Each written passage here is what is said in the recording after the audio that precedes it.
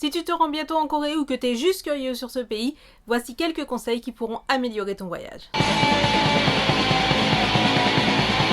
Bonjour à toutes et à tous et bienvenue pour cette nouvelle vidéo sur Blood is the New Black. Comme vous le constatez, je suis revenue d'un voyage en Corée et j'avais envie de partager avec vous quelques petits trucs, astuces, choses à savoir si jamais vous aussi vous vous rendez en Corée ou juste si vous êtes curieux sur ce pays. Je ferai prochainement une vidéo sur les choses que j'ai aimées et les choses que je n'ai pas aimées en Corée. Donc pour la vidéo d'aujourd'hui, j'ai répertorié 8 trucs que j'aurais bien aimé savoir moi avant de partir en Corée ou que j'ai appris et qui m'ont semblé utiles une fois là-bas. Si vous débarquez sur cette chaîne juste en cherchant voyage en Corée, etc., je dois vous prévenir que je suis partie en Corée mais que je n'ai pas fait forcément le circuit habituel, c'est-à-dire que je ne suis pas allée à Séoul, tout simplement parce que moi je partais du Japon et que c'était beaucoup moins cher pour moi d'aller par exemple à Busan. Séoul étant une capitale, il est possible que certaines des choses que je vais vous dire ici soient différentes là-bas à Séoul. La première astuce à savoir, la chose la plus importante, c'est ceci. Il s'agit de la T-Money.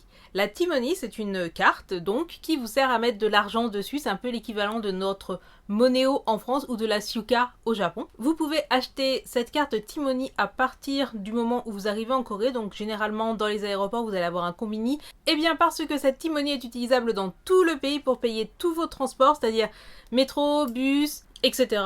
Elle est aussi utilisée dans les combini pour payer votre nourriture, bref, exactement comme un porte-monnaie Moneo ou comme une Suica au Japon. Elle coûte 4000 won, c'est-à-dire 3,5 € à peu près. Si par exemple vous faites un transfert, c'est-à-dire par exemple vous prenez le métro, après vous prenez un bus et après vous reprenez un métro, eh bien si vous n'avez pas la T-Money, vous allez devoir acheter un billet de métro, ce qui va vous coûter 1200 won. Vous allez ensuite devoir acheter un billet de bus qui va vous coûter 1200 won et vous allez devoir racheter après un ticket de métro qui va vous coûter 1200 won. Donc on arrive à 3600 won. Si vous faites votre transfert à chaque fois en moins de 30 minutes, vous ne payez que le prix le plus cher. Ce qui veut donc dire qu'avec la T-Money, par exemple, vous passez d'un trajet à 3600 won à un trajet à 1200 won seulement. Donc autant vous dire que même si vous ne restez qu'une semaine en Corée, la T-Money, ça va vous permettre de faire des économies monstrueuses et en plus, c'est quand même beaucoup plus simple de juste taper la carte plutôt que de aller acheter des tickets dans des automates qui datent, je sais pas de quelle année, mais en tout cas qui ne sont pas modernes. Donc après, chaque ville a ses propres limitations en termes du nombre de transferts que vous pouvez faire, c'est-à-dire par exemple à Busan, vous pouvez prendre maximum 3 transports, je crois qu'à Séoul c'est maximum 4, donc c'est plutôt pratique. Ça peut vouloir dire que si par exemple vous avez juste un endroit pour faire juste 2-3 achats, vous faites ça en 30 minutes, pop, vous reprenez votre correspondance et vous n'avez pas à payer le prix du billet. Le seul truc à bien savoir si vous voulez bénéficier de ce transfert, de cette réduction de transfert, c'est quand vous prenez le bus de bien taper en sortant. C'est pas obligatoire, contrairement au métro où de toute façon si vous tapez pas en sortant vous ne pouvez pas sortir. Deuxième astuce ou plutôt conseil à savoir si vous venez en Corée, ne faites pas comme moi, apprenez le hangul. Je parle pas d'apprendre la langue coréenne, mais je parle d'apprendre l'alphabet suffisamment pour pouvoir lire le coréen et surtout écrire en coréen. Et ça peut paraître, quand on le voit, assez vénère, à peu près incompréhensible, etc. Mais en réalité, il n'y a que 25 lettres, c'est-à-dire à peu près autant qu'en français.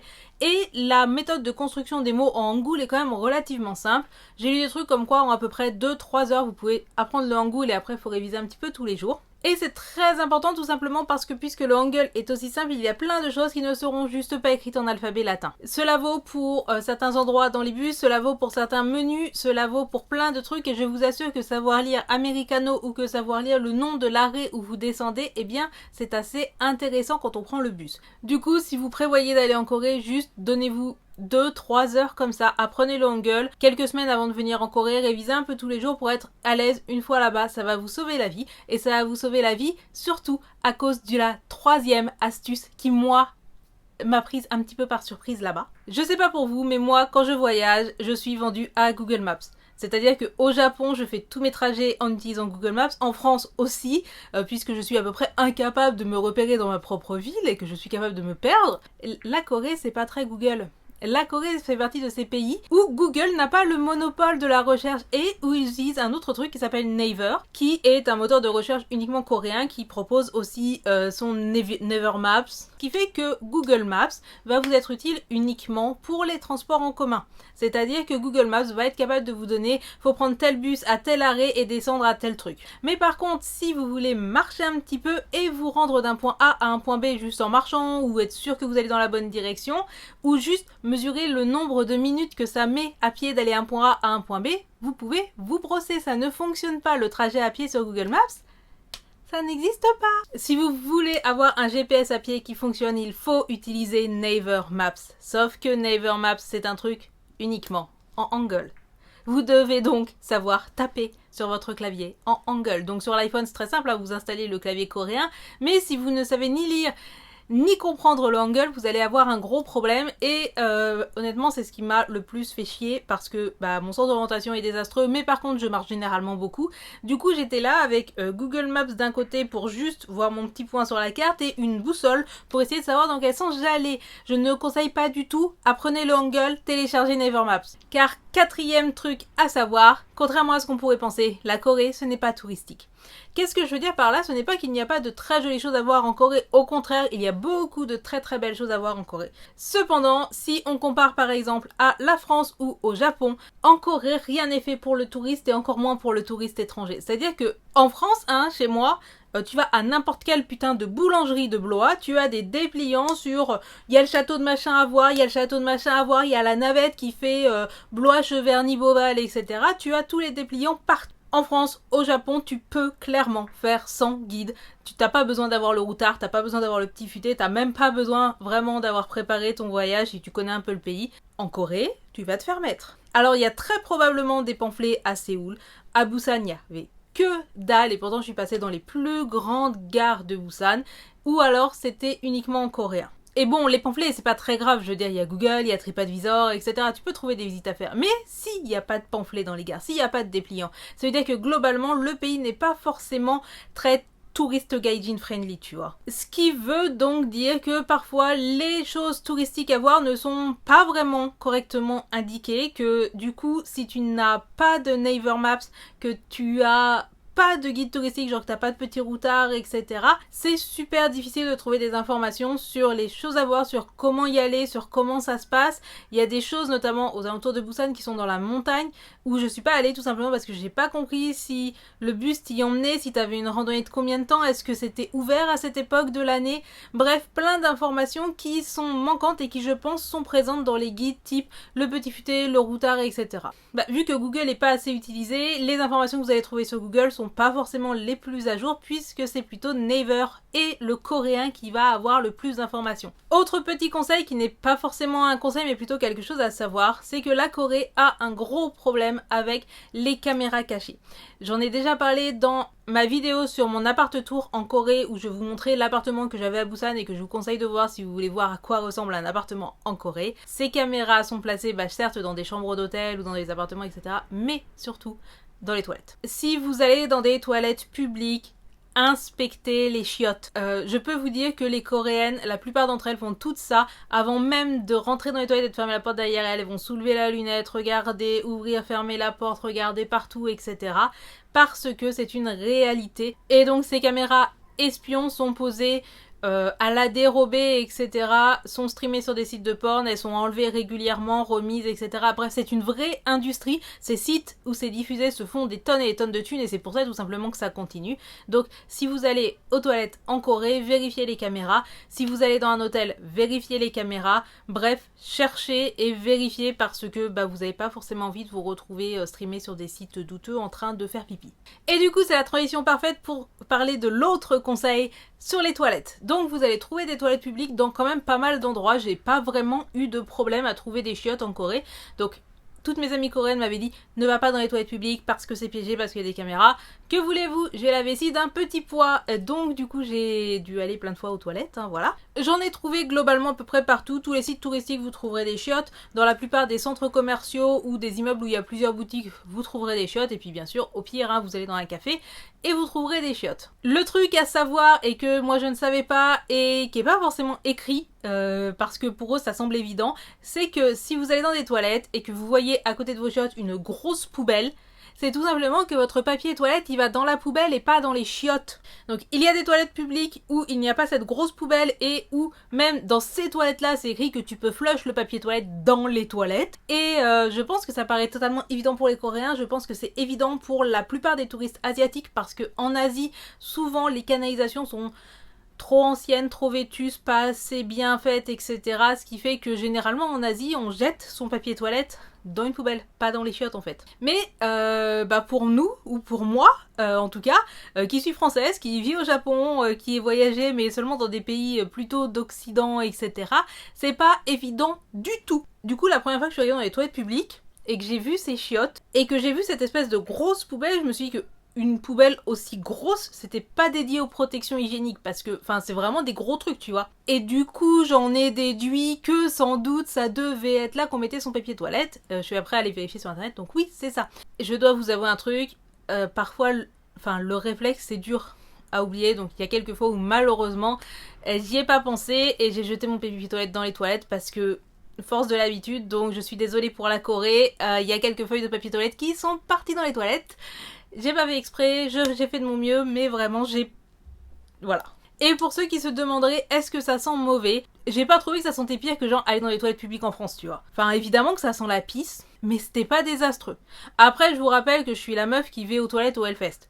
Donc est-ce que je suis vraiment une référence? Je sais pas, j'ai pas trop... Enfin vraiment, à aucun moment je me suis bouché le nez ou je me suis arrêtée de respirer en allant aux toilettes. Je pense que c'est quand même nettoyé assez régulièrement. Il n'y avait pas non plus des monticules de papier toilette. Donc n'ayez pas trop peur si vous devez aller aux toilettes en Corée, elles étaient propres. Autant la cuvette des toilettes que en haut au mur, je regarde toujours s'il n'y a pas de toile d'araignée ou quoi que ce soit, c'était propre. Autre conseil ou truc à savoir qui pour moi est très important, pour vous sans doute pas, le café. Moi, quand je vais dans un pays, il y a deux choses que j'ai besoin de savoir. Est-ce que c'est facile de trouver des chiottes? Est-ce que c'est facile de trouver du café? Parce que je bois énormément de café. Et bonne nouvelle, la Corée c'est le pays du café, je ne sais pas trop pourquoi, je ne sais pas trop comment, mais ce pays a développé une culture du café absolument monstrueuse, ce qui veut dire que vous allez en ville, tous les 10 pas, vous trouvez un stand de café à emporter. Donc ils ont une passion pour l'americano ou le latte machin à emporter. Les americanos que j'ai pris à emporter étaient mais vraiment super grands, c'est l'équivalent de la taille venti je crois. Pour vraiment pas cher, à emporter, vous trouvez des americanos pour 1,50€, tu vois. Et ils sont pas mauvais. Et c'est tout à fait normal d'avoir son americano à la main à emporter, vous savez, comme un Starbucks, quoi, sauf que c'est beaucoup moins cher. Et d'aller avec dans des boutiques, vous posez juste votre americano à un endroit pendant que vous swatchez des rouges à lèvres et tout, c'est normal.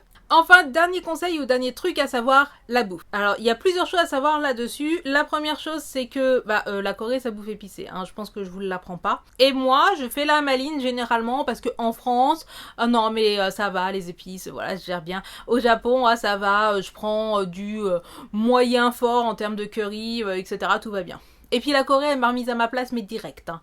Donc, si vous avez le bide sensible, je vous suggère d'apprendre, comme on dit en coréen, no spicy.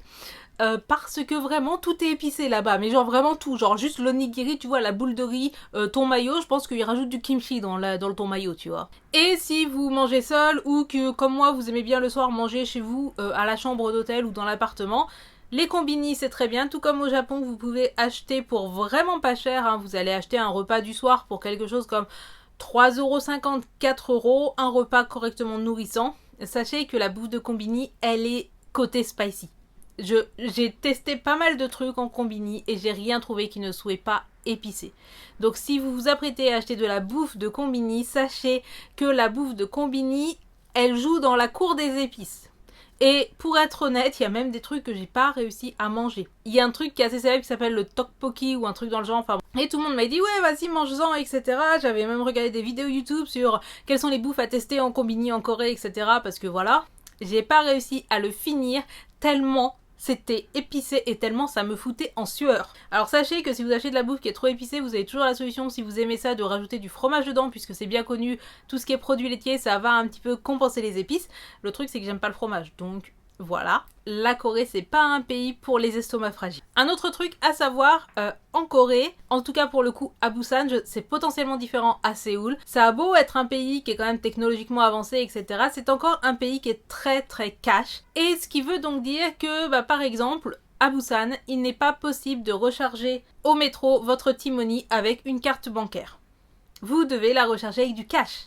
Et ça c'est particulièrement relou, donc je vous conseille dès que vous arrivez en Corée, allez rester dans l'aéroport, cherchez le premier distributeur que vous trouverez et retirez votre thune. Pour ce qui est de savoir s'il vaut mieux faire changer ses euros en won en France ou juste retirer directement des won une fois sur place, moi ça fait plusieurs années que je suis passée chez une de ces néobanques, c'est-à-dire que je suis chez numéro 26, donc N26 c'est une banque totalement en ligne qui vous permet d'avoir une carte bancaire qui ne fait pas de frais si vous payez dans une autre devise. Donc j'ai écrit un article entier sur le blog sur N26. N26 c'est vraiment une solution dont je suis très contente, et si je dois vraiment vous donner un conseil si vous voyagez assez régulièrement à l'étranger, c'est de vous mettre à une de ces banques. Donc moi je vous conseille N26 parce que c'est celle à laquelle je suis, parce que c'est celle que je connais. Je sais qu'il y a aussi Revolut que je ne connais pas mais dont j'ai eu des bons échos. Donc avec N26, payer avec votre carte bancaire ne vous coûte rien quelle que soit la devise. Par contre retirer en distributeur il y a un léger frais qui doit être genre de 2%, mais c'est moins cher que toutes les banques traditionnelles que j'ai pu tester, je me suis renseignée, croyez-moi, sachant que si vous utilisez N26 Black, qui est la version un petit peu premium, c'est-à-dire vous savez celle où vous avez la Mastercard avec toutes les assurances, machin, etc., vos retraits en distributeur par contre ne vous coûtent rien. Donc c'est vraiment quelque chose que je vous conseille parce que c'est tellement plus simple. Et pareil, si vous voyagez, vous avez l'habitude, je sais pas, de faire des escales, mais comment j'étais contente quand j'ai fait une escale en Chine de juste pouvoir aller au Starbucks de l'aéroport, de filer ma carte bleue, et j'ai payé ma bouffe avec, et j'ai pas eu à me faire chier. Et c'est la vie. Mais cependant, en Corée, c'est le cash qui règne. Donc, à l'aéroport, dès que vous voyez le premier distributeur retirer de la thune, sachez que en ville, vous allez trouver des ATM qui vont prendre généralement les Mastercard et les Visa. Moi, j'ai une Mastercard, donc N26. J'ai eu aucun problème dans aucun des ATM que j'ai pu trouver. Par contre, ce qu'il faut savoir, c'est qu'il y a pas mal d'ATM qui prennent des frais. Du coup, je vous conseille plutôt de retirer une bonne fois pour toute la somme dont vous avez besoin, plutôt que de faire what 1000 petits retraits, parce que ça va pas être forcément très intéressant en termes de pépettes. Après, a priori, les distributeurs qui sont dans les banques n'ont pas de frais de retrait. Cependant, les banques, elles sont pas ouvertes tout le temps, donc ça peut être un petit peu problématique. Et voici qui clôt ma vidéo conseils et trucs à savoir si vous allez vous rendre en Corée. J'espère que cette vidéo vous a plu. Si vous connaissez aussi la Corée, potentiellement même plus que moi, si vous êtes allé à Séoul ou si vous avez vécu en Corée, n'hésitez pas à me dire en commentaire quels sont les conseils que vous donneriez aux voyageurs, à quel point ce que moi j'ai pu vivre en étant dans le sud de la Corée du Sud est différent par exemple de ce qui se passe à Séoul. Je pense notamment que la carte bleue doit être beaucoup plus acceptée à Séoul qu'à Busan par exemple. Si vous ne souhaitez pas aller en Corée, j'espère que cette vidéo vous aura quand même intéressé et peut-être cultivationné sur la Corée. Si vous avez aimé cette vidéo, n'oubliez pas d'aller regarder une petite pub pour moi sur YouTube s'il vous plaît. Sur YouTube, vous regardez une pub de 30 secondes, ça me rapporte 4 centimes et ça me permet de survivre, de manger des patates et ce genre de trucs. Bien sûr, je prends tout pouce vers le haut, tout petit commentaire, etc. puisque ça aidera au référencement de la vidéo. Je vous dis à très bientôt pour une autre vidéo. Et promis, on ne va pas faire que parler de la Corée parce qu'il y a aussi le Japon dans la vie, hein. Allez, en attendant la prochaine, n'oubliez surtout pas d'allumer la lumière et on se dit à très bientôt. Tchuss!